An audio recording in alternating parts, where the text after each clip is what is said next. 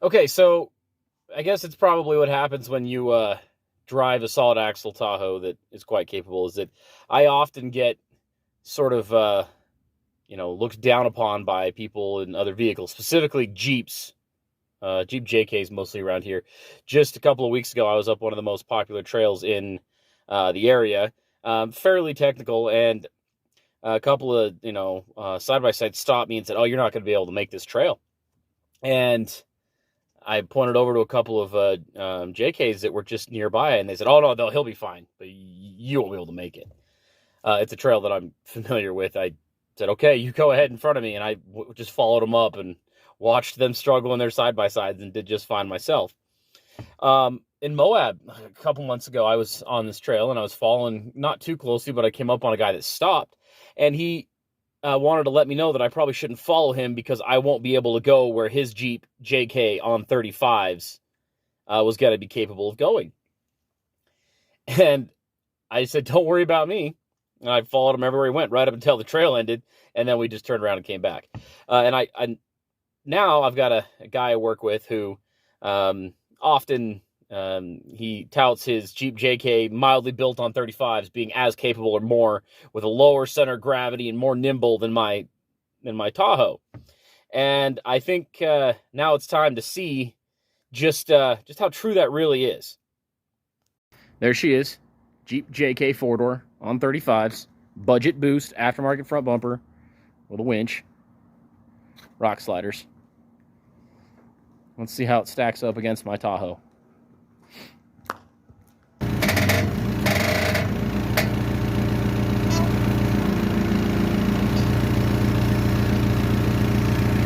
So that back tire's back on the ground. All right, so what we've got here is a Jeep JK on 35s. I've got it flexed out as right about to lift the passenger rear tire.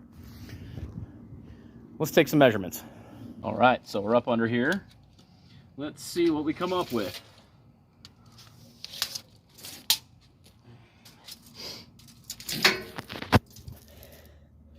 That sure looks like 18 inches to me.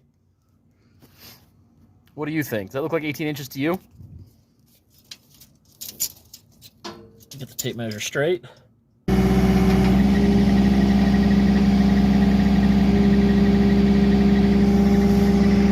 Okay, so that tire's on the ground. Okay, so different day, but I've got the Tahoe here now. That's it all flexed out. All 4 tires on the ground. Let's see what that measurement is.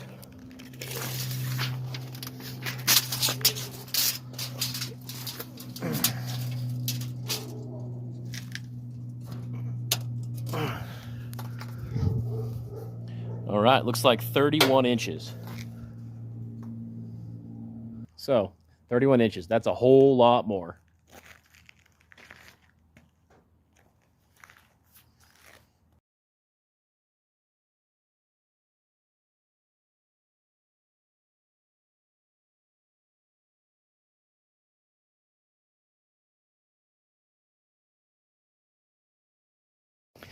And this is also sort of my own center of gravity measurement.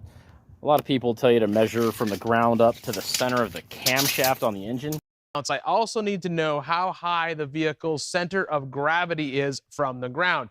Now, we use a rule of thumb to determine that measurement. We put the vehicle at ride height, and if we were dealing with a full-bodied vehicle, we take the center of the camshaft of the engine. But in my mind, I like to measure up to the driver's seat height. It looks like 39 inches. That's focusing on there. Looks like 39 inches. Okay, so my own personal center of gravity measurement is the height of the driver's seat.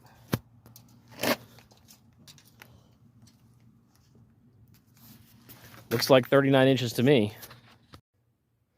So it's kind of hard to see where the camshaft is in this motor, so I'll just measure up to the crankshaft. It'll be close enough.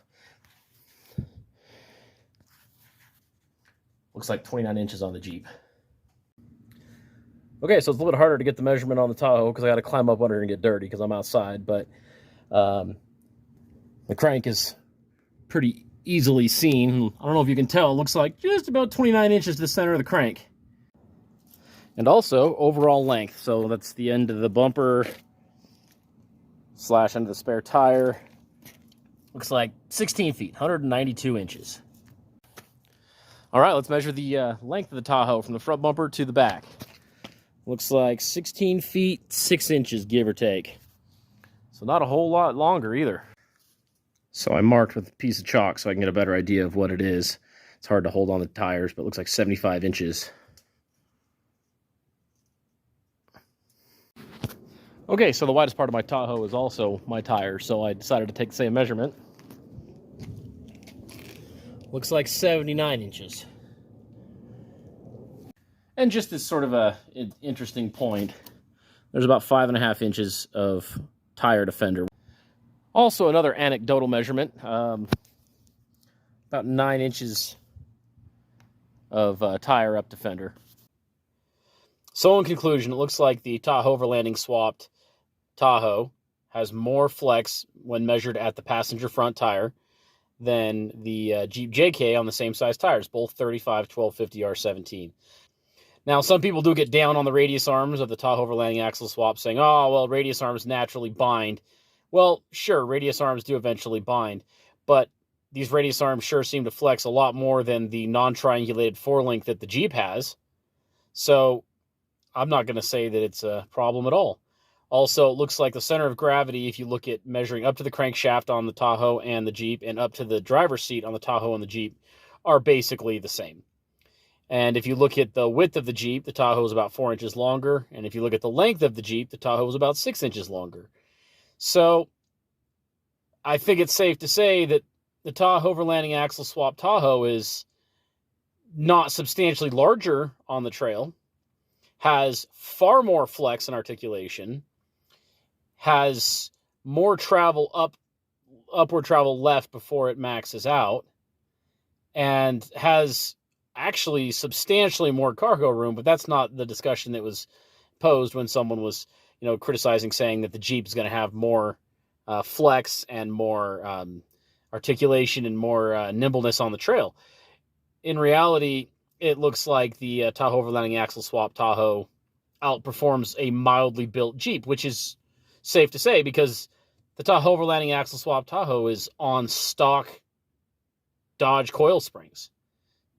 So it's not like this thing is heavily built. It really is just stock Dodge coil springs on the front with a stock Dana 44 and some home-built radius arms. That's what the swap involves. So I would say that the Tahoverlanding axle swap is definitely awesome. Now, obviously, you could build a swap that had, let's say some kind of triangulated four-link. Obviously, that's going to have more articulation. For sure. You'll never be able to get it as low to the ground as the Tahoverlanding axle swap at ride height, so the center of gravity will be naturally higher, but it would get more articulation. But that's not the point of this swap. The swap is to have something that is low center of gravity, substantial flex, while being very mild-mannered on the street and very comfortable to drive and not being too extreme.